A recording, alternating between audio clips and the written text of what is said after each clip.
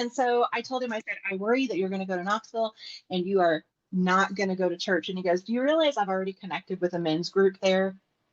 And I'm like, well, no, I didn't know that. And so that's God telling me, trust me with him. And so, I have to be present with him. But now what God is calling me to do, I think, is to be present with him and to give that time back to him.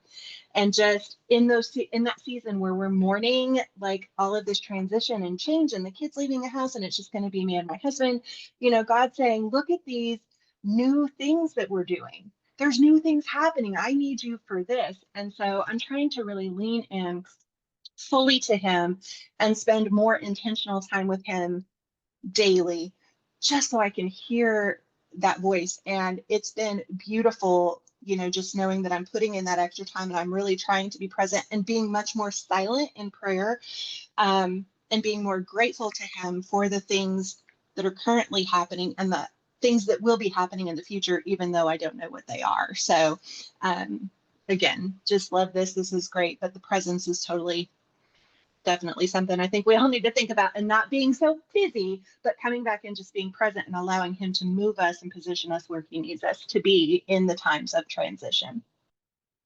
I was sitting here thinking as we talked about this word a lot, mourning. Um, there's two mournings. They sound the same. One represents a pain, a loss of something. One represents a new and fresh beginning. What's the difference between the two? You are.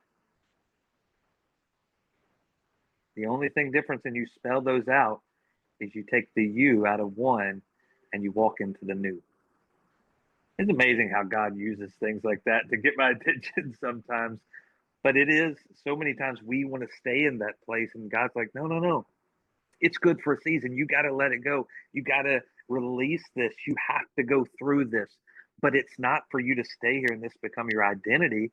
It's to step out of this and into that fresh morning.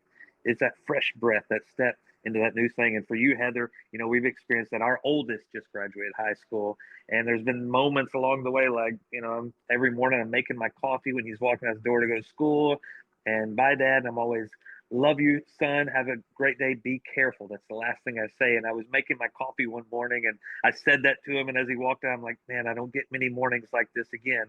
It wasn't the graduation ceremony that got me. It was that moment.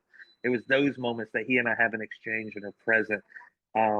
But it's that same place of, no, I've done enough in this that I don't have to stay in the morning of what I won't have anymore. I get to step into the newness of what I have now that I didn't have yesterday, that new, deeper relationship. And I've experienced that even with my father through the years, us both being pastors. Now we've transitioned to a place over time where we said, he was just here over the last 2 weeks for my son's graduation. And we just set mornings and just share as two pastors share over where God has us. And we still have that father son time, but it's the pastor and pastor conversations we have